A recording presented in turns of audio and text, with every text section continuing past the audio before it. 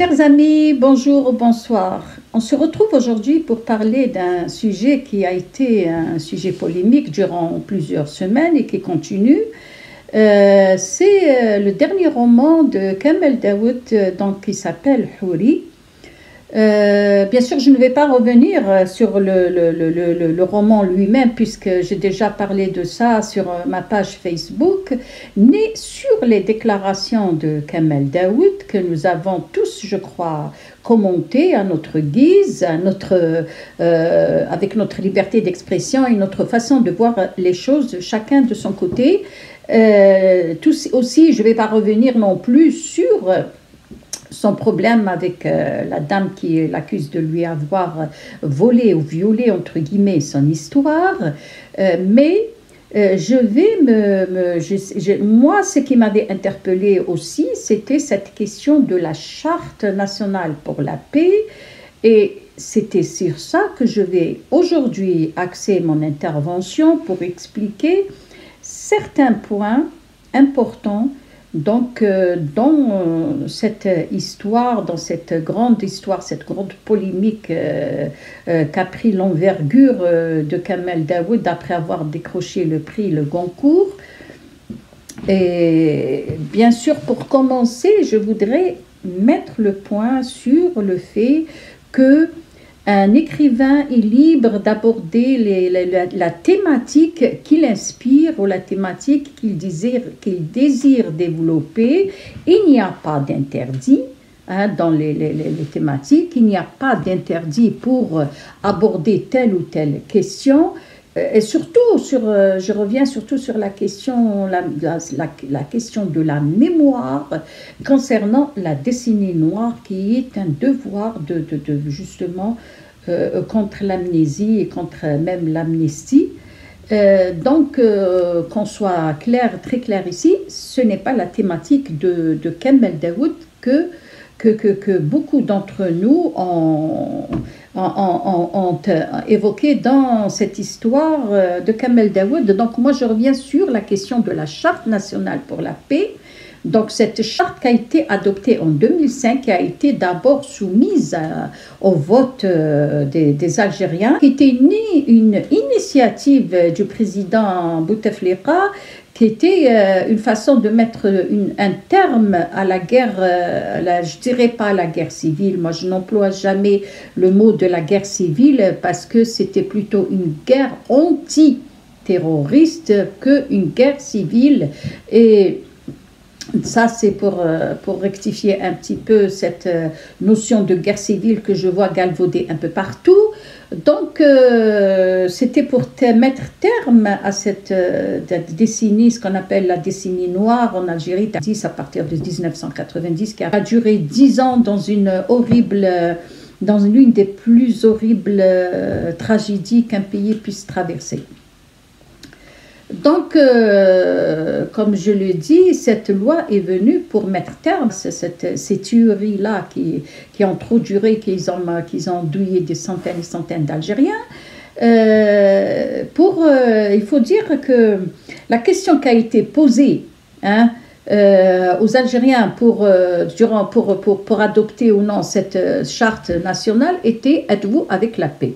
Donc, quel Algérien sensé va dire non, moi je suis contre la paix. Donc, c'était une question à double tranchant en quelque sorte, parce que très peu connaissent vraiment les articles qui régissent la charte nationale pour la paix.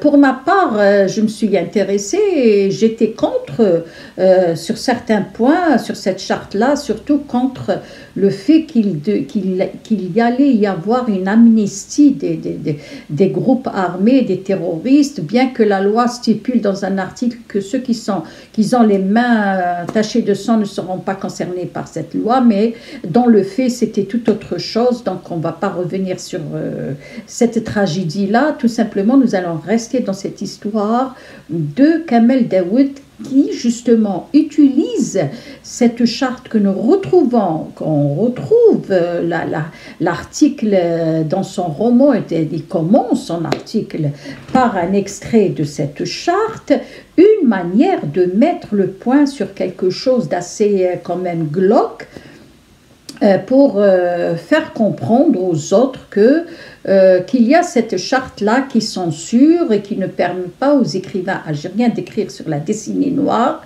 Et lui, il est parti sur cette idée-là de faire de lui une sorte de sauveur, de libérateur, de celui qui a enfreint cette loi, de celui qui a osé violer cette loi entre guillemets, et de paraître aux yeux de l'opinion publique, surtout occidentale, comme étant l'homme courageux qui a quand même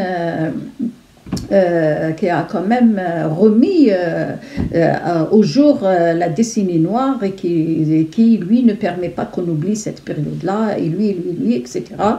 Et donc, mon intervention, justement, est là pour dire que non, ce n'est pas vrai.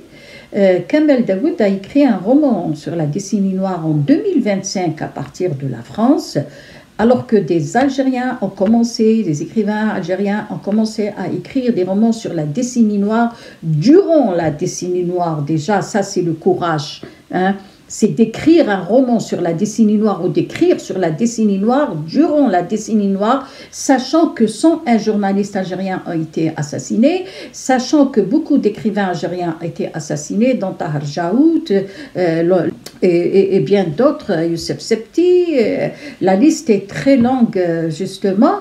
Et donc, pour éclairer un peu l'opinion publique qui reprend en gros, avec des gros articles que M. Kamel Daoud a eu le courage, le seul qui a eu le courage justement de parler de la décennie noire, donc la presse française et malheureusement aussi la presse québécoise qui suit beaucoup sans se donner la peine de se documenter ou de se cultiver un petit peu en ce qui concerne la littérature algérienne, et la littérature algérienne émanant de l'Algérie. Je ne parle pas de la littérature algérienne qui est éditée en France, mais je parle de la littérature algérienne qui est éditée en Algérie, qui concerne la décennie noire, qui concerne le terrorisme. Et nous avons une liste incroyable de romans dans la langue française et la langue arabe que nous pouvons facilement retrouver dans les librairies algériennes. Et pour dire que les premiers écrivains qui ont commencé à écrire sur la guerre, sur la décennie noire, que ce soit Yasmina Khadra, que ce soit Meissa Bey, Leila Hamoutan, il y en a beaucoup. Donc, et on a appelé cette période-là justement la période de l'écriture de l'urgence. Donc, c'était ces écrivains-là, on les avait appelés à l'époque, dans les années 90, les écrivains de l'urgence, ou l'écriture de l'urgence qui est impliquée, que des écrivains ont pris la parole justement pour justement marquer cette période, dénoncer cette période et être en décalage avec la société algérienne, avec ce qui se passait à cette époque-là. Je vous mets là une liste qui est vraiment interminable de livres qui ont été écrits sur la décennie noire. Nous allons pas pouvoir parler de toute cette littérature, de tous ces livres-là, mais si on part du principe selon Monsieur Kamel Daoud et tous ceux qui partent dans ce sens-là, que c'est l'unique roman qui a mis fin à l'oubli, à l'amnésie qui concerne la décennie noire, qui a eu le courage d'aller contre une loi juridique en Algérie. Donc si on part du principe que la loi a été instaurée en 2005, donc en 2006, une année après, nous avons Abdelrahman Moussaoui, donc, qui a écrit De la violence en Algérie, qui a été édité chez Berzakh. Édition Berzakh se trouve en Algérie. Moi-même, j'ai écrit un roman qui est entièrement sur la décennie noire, donc qui s'appelle Visa pour la haine, qui a été édité en 2007, donc 3 ans après la promulgation de la fameuse charte nationale, qui a été éditée aux éditions Alpha. Aux éditions Alpha se trouve en Algérie. C'est un roman qui raconte la décennie noire de bout en bout, tout le roman est sur la décennie noire et sur cette histoire de terrorisme, sur l'implication des jeunes dans les groupes armés, dans les maquis, etc.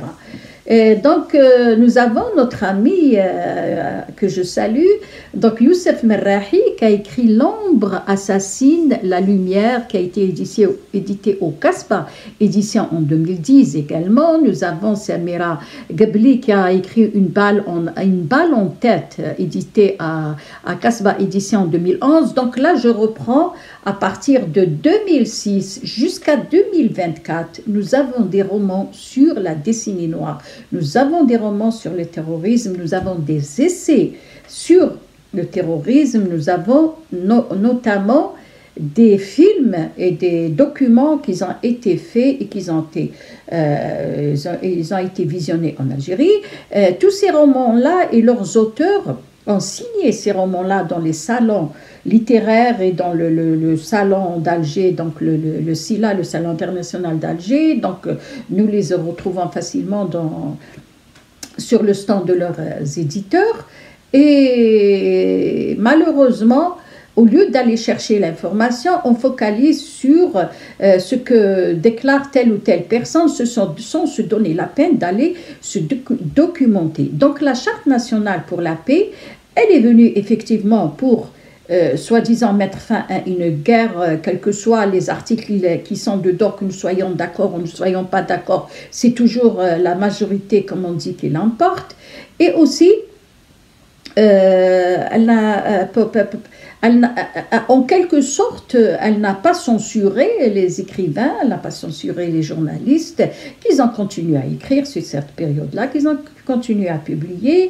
Gallimard lui-même a publié, juste avant de publier Houri de Kamel Daoud, il a publié des romans sur le terrorisme et des romans qui ont été aussi primés, comme celui qu'on voit ici sur l'écran. Donc c'est un roman qui a été publié juste avant celui de Kamel Daoud et qui revient sur le terrorisme ou la période de la décennie noire en Algérie. Le problème qui se pose avec Houri, le roman de Kamel Daoud, il est sorti de son contexte littéraire. Malheureusement, on n'a plus défendu le littéraire de Kamel Daoud, on n'a plus défendu le roman comme étant une fiction qui s'inspire de la réalité, comme tous les auteurs qui s'inspirent de la réalité, mais on a fait de lui un roman politique. Et même Gallimard, lorsqu'on a remis le Goncourt à Kamel Daoud, au lieu de parler de littérature et de ce que le roman comporte comme promesse littéraire, si j'ose dire, il a plutôt allé dans le sens que c'était un roman politique. Hein. Donc, affirmant que le Goncourt, cette année, est un Goncourt politique et non pas un Goncourt littéraire. Et ça, c'est lamentable parce que on s'est écarté de la littérature, on s'est écarté carrément pour justement aller... c'est que dans un esprit quasiment revanchard d'incriminer, de dénigrer des pays en utilisant leurs auteurs, en utilisant la littérature qui ne devrait pas être utilisée à ces dessins-là, la littérature qui doit être au-dessus de toute cette marmelade-là.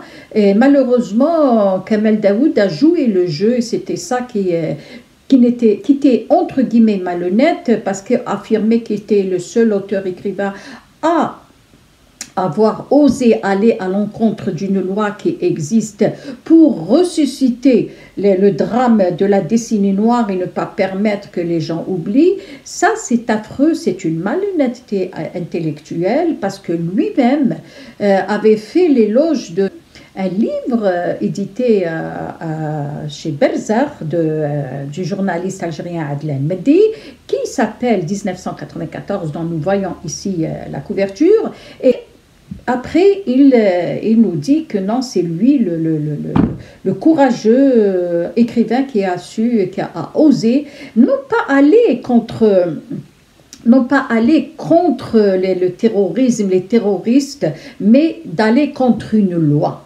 Hein? Vous voyez un petit peu la différence entre un auteur algérien vivant en Algérie qui a écrit un roman en Algérie dans les années 90 en plein terrorisme mais pour aller contre le terrorisme et lui qui utilise la décennie noire pour dénigrer son pays, pour aller contre l'Algérie parce que le roman Houri n'est pas un roman sur la décennie noire comme certains semblent le croire, mais c'est un roman qui va dans tous les sens, dans tous les tiraillements possibles, dans tous les sens, pour nous expliquer tout simplement que la guerre d'Algérie pour l'indépendance était moindre devant la décennie noire. Qu'il n'y avait pas photo, nous dit Kamel Daoud. Et sur ça, je vous souhaite de passer une agréable journée. Je vous retrouve très bientôt pour notre vidéo et un autre sujet, que ce soit histoire ou actualité. Merci et à une autre fois.